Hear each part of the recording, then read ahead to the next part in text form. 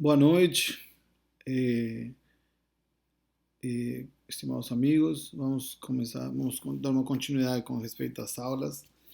Nos slides, nos vídeos anteriores, que eu já mandei no trabalho de vocês, a gente pode entender um pouco a insulina, né? A insulina é um hormônio, como todo mundo já leu, é um hormônio produzido pelas células beta, dos ilhotes do pâncreas. Ele é um hormônio responsável pelo principal metabolismo do consumo da glicose nos tecidos periféricos. Essa é a conclusão final. Só que uma falta desse metabolismo, por uma deficiência da insulina, vai levar àquela doença que nós denominamos como diabetes. Nós temos que diferenciar os tipos de diabetes que nós vamos tratar, o que nós vamos diagnosticar, para poder entender a falta, a deficiência, a insuficiência da insulina com respeito ao tipo de diabetes. Por exemplo, no diabetes tipo 1, teoricamente existe uma destruição bem maciça das células beta e, porém, uma produção totalmente deficiente da insulina. Se diz que no diabetes tipo 1 existe na destruição de mais de 90% das células beta pancreáticas, gerando uma deficiência na produção de insulina. Tá?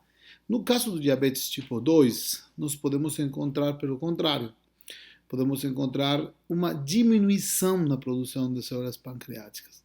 Se diz que existe diabetes tipo 2 quando existe uma destruição aproximada de 50% das células beta pancreáticas, gerando isso a uma insuficiência na produção insulínica.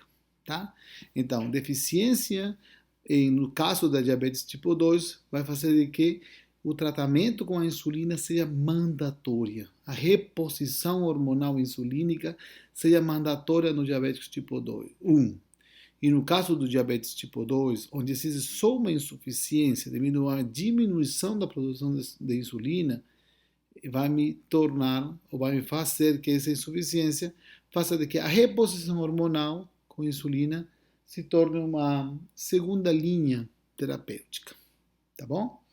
Então, em que casos nós deveríamos utilizar insulina? Nós podemos falar de critérios de insulinização. Esses critérios de insulinização que nós vamos falar agora são critérios estabelecidos por congressos, por grupos, por congregações, por consensos internacionais, desde a ADA, que é a Sociedade Americana de Diabetes, pela Sociedade Brasileira de Diabetes, pela Sociedade Brasileira de Endocrinologia, pela Federação Internacional de Diabetes. Tá bom? Que casos eu deveria usar insulina? Primeiro, diabético tipo 1. Não tem discussão, não existe outro tratamento para o diabético tipo 1 que não seja insulina. Agora, segundo caso, em diabéticos tipo 2. Só que não todo paciente com diabetes tipo 2 é insulinizado. Existem alguns critérios. Como, por exemplo, um diabético tipo 2 que esteja na fase que nós conhecemos como fase de insulinização. Quando um paciente está em fase de insulinização, é aquele paciente que chega na clínica, no meu consultório, com sintomas clínicos típicos de diabetes. Polifagia, poliúria, polidipsia, perda de peso e a hemoglobina glicada estiver maior ou igual a 10, tá? Com ou sem tratamento, porque pode ser um paciente que está fazendo tratamento duplo, triplo, mas a hemoglobina glicada está mais que igual a 10 e tem sintomas. Esse paciente é um paciente em fase de insulinização.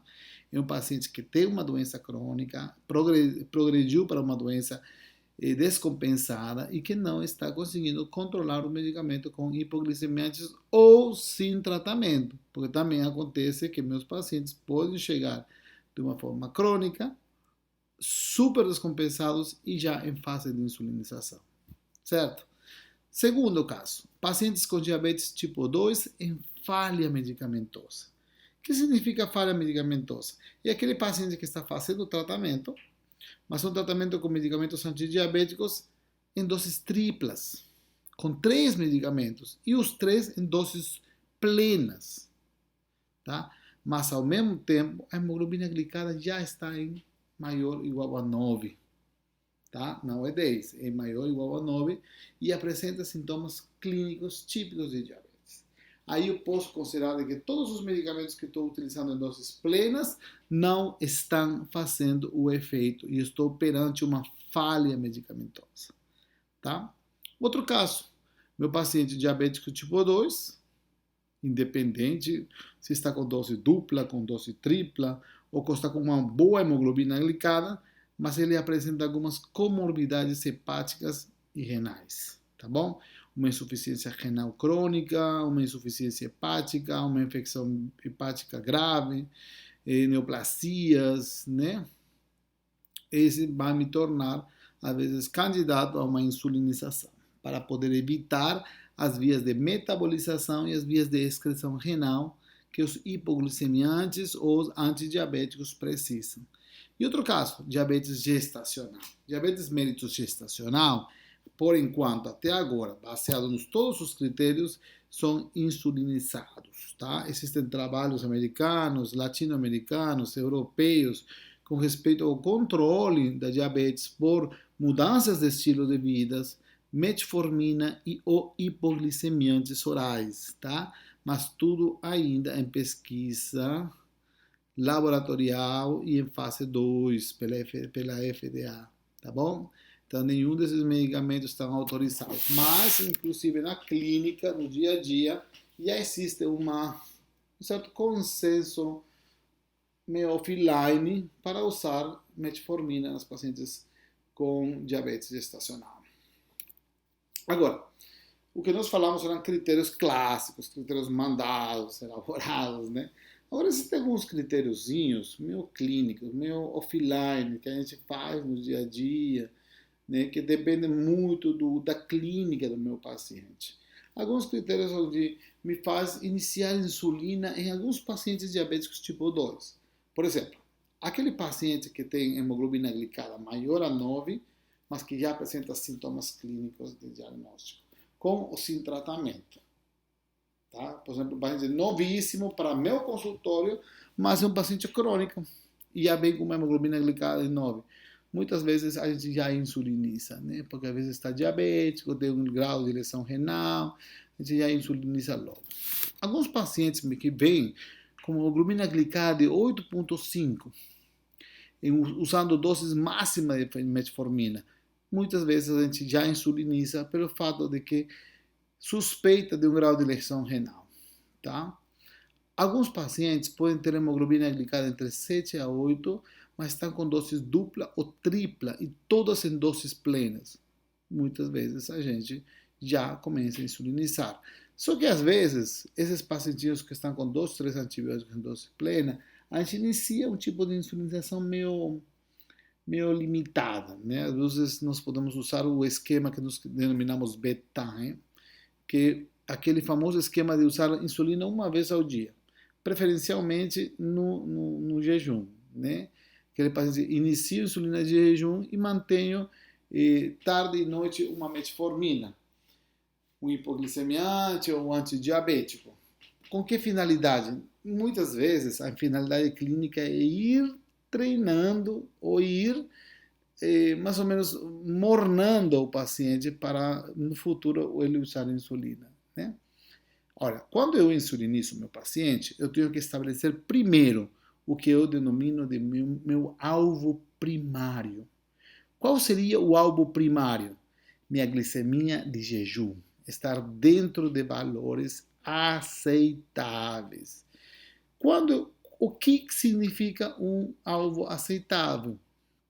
É aquele alvo não tão fisiológico, porque o fisiológico, o normal, seria menos de 100, como toda pessoa normal, mas muitas vezes tem alguns diabéticos crônicos, uns diabéticos com lesão renal, que estão já em tratamento de doses dupla, tripla, que estavam em dose tripla, com mais de 20, 30 anos de tratamento de diabetes, então vai ser um pouco meio desnecessário, né, levar a valores suprafisiológicos.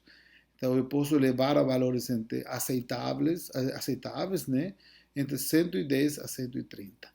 Uma vez que eu consigo, meu alvo primário, consigo manter meu paciente em uma glicemia de jejum entre 110 a 130, eu estabeleço alvos secundários. Quais são esses alvos secundários? Manter aquelas glicemias antes das alimentações e depois das alimentações em valores aceitáveis, entre 140, entre 110 a 140, né?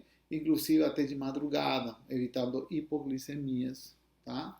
Então, isso seriam meus critérios clínicos, ainda meio em offline, que a gente utiliza no dia a dia na insulinização. Quando a gente vai falar, também estabelece algumas metas no tratamento. Quando eu falo de metas de tratamento, eu estou falando já de metas escritas, estabelecidas por algoritmo. Estou falando de clínica offline. Estou falando daquilo que os protocolos da Sociedade Brasileira de Endocrinologia, que foi discutido no último Congresso de Endocrinologia no Rio de Janeiro, estabelecem. Né? Quais seriam essas metas? Nós estamos falando, por exemplo, se meu paciente fosse menos de 18 anos, baseado nos estudos da ADA, que é a Sociedade Americana de Diabetes, a Sociedade Brasileira de Diabetes e a Sociedade Hispano-Americana de Diabetes, estabelecem que as refeições, da glicose, a glicemia, antes das refeições, deveriam se manter entre 70 a 145. E para deitar, para dormir, ele deveria dormir entre 120 a 180, com uma hemoglobina glicada menor a 7,5. Esses são meus alvos secundários, tá bom? E se meu paciente tivesse mais de 18 anos, a glicemia antes das refeições deveria ser menos de 100, antes de dormir deveria ser menos de 160, talvez o pós-prandial, né? E a hemoglobina glicada menor de 7. Quando nós vemos este quadro, que foi uma adaptação dos trabalhos de Esposito, sobre uma publicação feita numa revista de obesidade e metabolismo, esse trabalho quer comparar a utilização muito prévia da insulina. Por exemplo, se nós vemos aqui no quadro da esquerda, nós vamos ver que eu começo a insulinizar. O insulina é vermelho e o tratamento não insulínico é o azul celeste. Se eu começo a insulinizar meu paciente com um nível de hemoglobina menor a 7,5, talvez não seja tão benéfico quando comparado com o tratamento não insulínico na questão de redução da hemoglobina glicada. Agora, se vocês veem no lado direito, nós vamos poder observar que quando a hemoglobina glicada estiver maior a 10, aí onde nós vemos realmente o grande benefício da insulinização com respeito ao tratamento não insulínico, na questão de redução da hemoglobina glicada, onde nós podemos encontrar uma redução até de 3 valores na hemoglobina glicada, né? Quando usamos um tratamento insulínico adequado.